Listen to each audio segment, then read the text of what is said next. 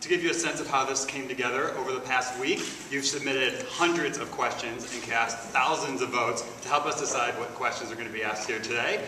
With us, we have Tony Schofield and Nina Chantel from WGCI who are going to help us out. So, Nina, why don't you take it away? Well, Mayor Rahm Emanuel, we want to thank you for having us, and this is an honor. No mayor has ever done this, so why are you doing this? First of all, as I understand it, we've had over 500 questions submitted, over 8,600 votes. I don't know how many people will participate, but that we know today. It's a testament to folks in the city of Chicago, their love and passion for their city, which is what gives us the strength to do what we got to do for the city's future.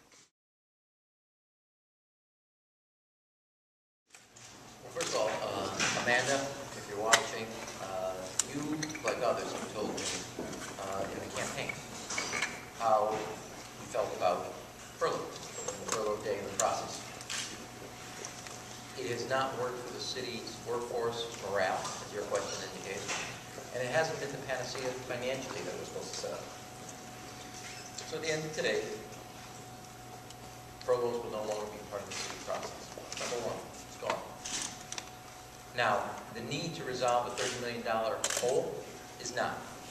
But I know what the workforce wants, and I'm ready to make that happen. Not just for the workforce awards, although I want their morale up. They serve the public. But I have also served the public, and I got to eliminate a $30 million hole. Now what is, and everybody should understand this, what is strange, weird, or it is what it is. The furloughs end on June 30th, no night to night. They will not be part of the city's economic field, for lack of a better way of saying it, or economic tool in its toolbox.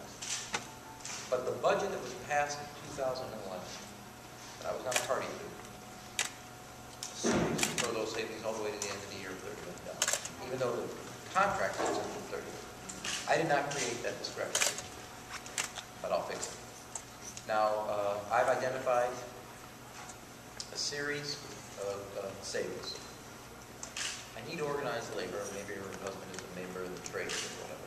I think you said that, right? Susanna said that? Yeah, she's in the trades. I need organized labor to be my partner, and I want them to be their partner, and they want to be their partner. So I want everybody to hear that.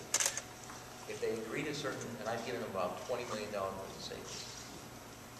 If they agree to about 10, 12 million of those, and they don't have to have just those. They can have their own ideas, as I know. But that is the way we will retrieve and close that $30 million. I have my own ideas that don't require their working for me, and I'm going to make those as part of the solution. But I need them to get all the way there. If they don't, they can't. Or they can give me some of them. Then I can avoid, not just to Amanda and her family, but Amanda in particular, I can avoid making 625 cuts. Elimination of jobs. I don't want to do that. The first question was about jobs. Right. Go behind those 625 is a person, a family, a child, relying on that breadwinner. And so my view is it didn't work. People felt like they were working. They gave up their vacation days. They gave up part of their work week. It didn't work for the city. That said, a discrepancy between the end of the year, fiscal year, and June 30th doesn't work for the city either. So I'll solve it.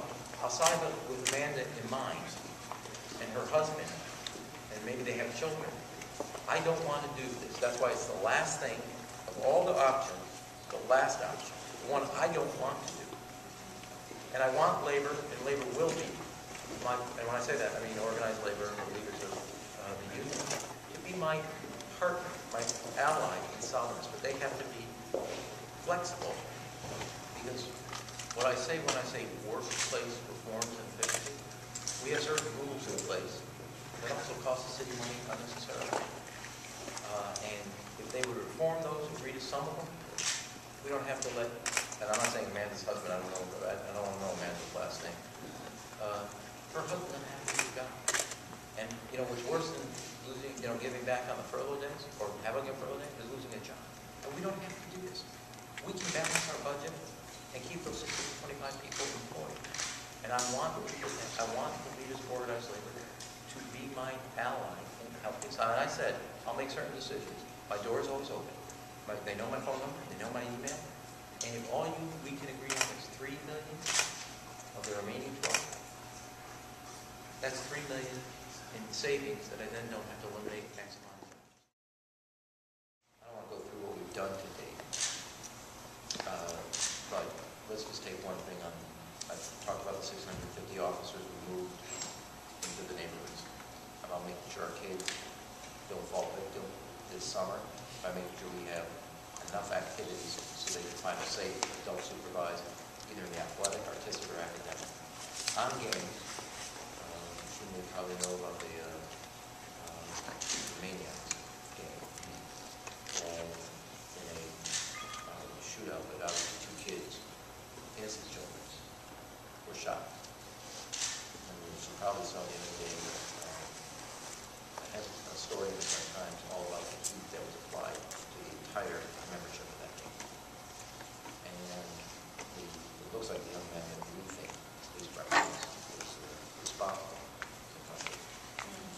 And I have talked often to the superintendent of the police department that any game-related crime was considered, but also as an innocent, 2 girls in this instance are hurt. They understand that they can pursue it with resources we didn't have before. We are not going to have a city where gang members are terrorizing these families, where they're trying to let their kids play, trying to just beat children.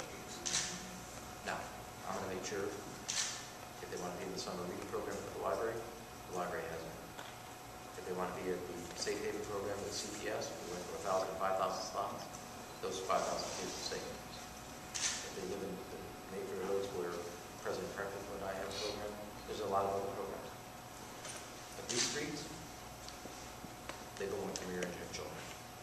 The streets of the city of Chicago do not belong to the gangs. And that's the job of the police department, make sure that happens. And there is a new police superintendent, there'll be a new way of conducting business. I do not believe that the gangs that operate in the city of Chicago own the streets. Those streets are for the families of the city of Chicago.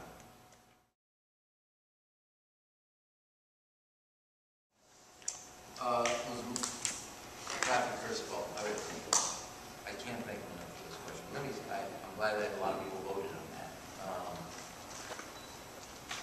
We have, outside of New York and LA, we in Chicago generating economic activity about $1 billion in the music area, a little north of it, 3rd largest in America.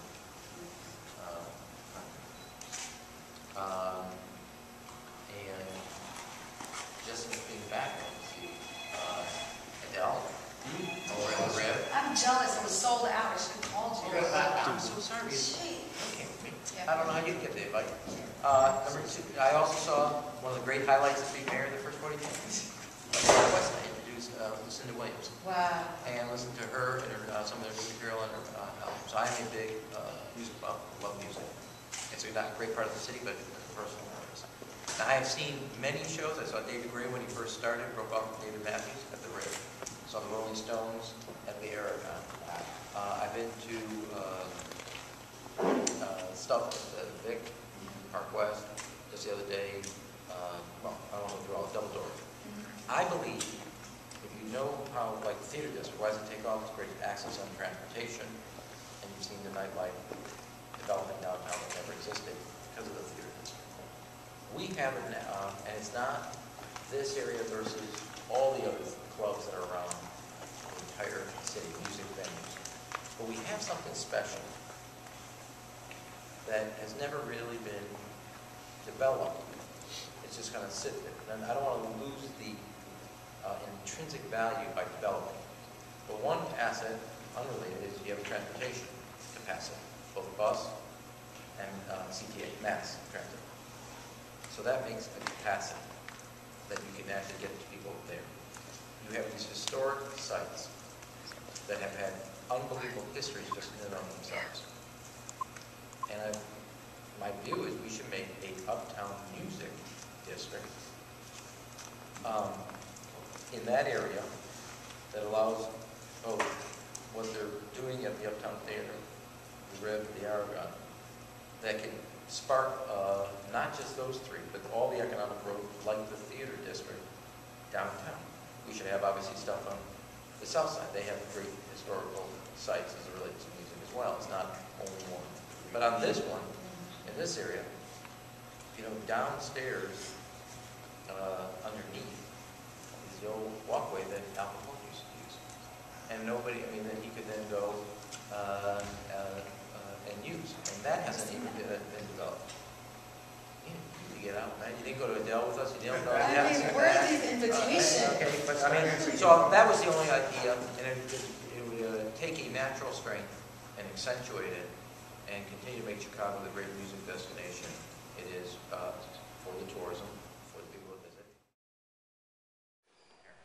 Now the real question, which I 100% agree with Shelley on,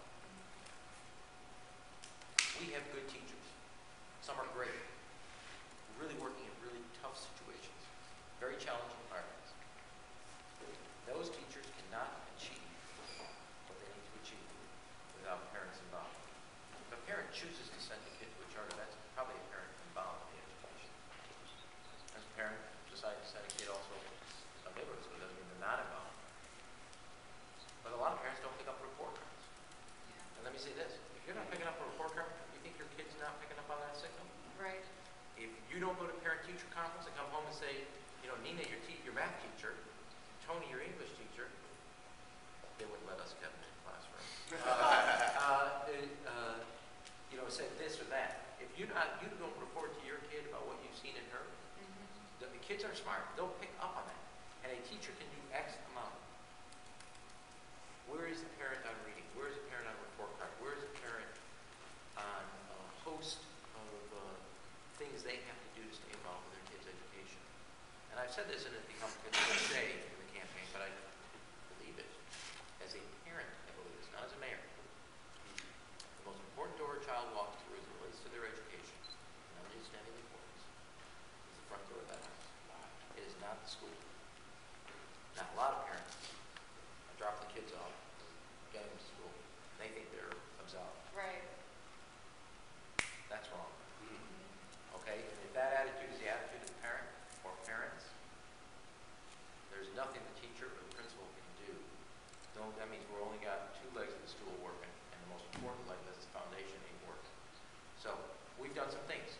A, parents now will get the same report card on the school's performance that the principal gets. They're going to get that. They're going to get a report card on their school. And so they'll know what's going on. And they'll have access to that information. They'll know how the school is. Are they on course? What are the test scores? Not just your job. What's the average for the school? And I need to get, like the earlier question about money or how we're spending it, contracts, I need to get parents the information a principal has so they can hold the CEO of the school, the principal, and the workers in that operation, that franchise, i.e. the school, hold them accountable to get the results. Okay? That's what I want. Wow. That's one way of getting parents involved. I also want to come up with one of the reasons I developed the idea of a race to the top is schools, let's say you go from 60% of your parents pick up the report card, next year you go to 85. Well, why aren't we financially rewarding those that are succeeding? And what is what you did working how do we take it over to this school or that school? Now, I was with J.C. Bazar, the head of the public schools here in Chicago. We did an announcement with Uno. They run 9 charters. They have a 7 to 7.5 hour day.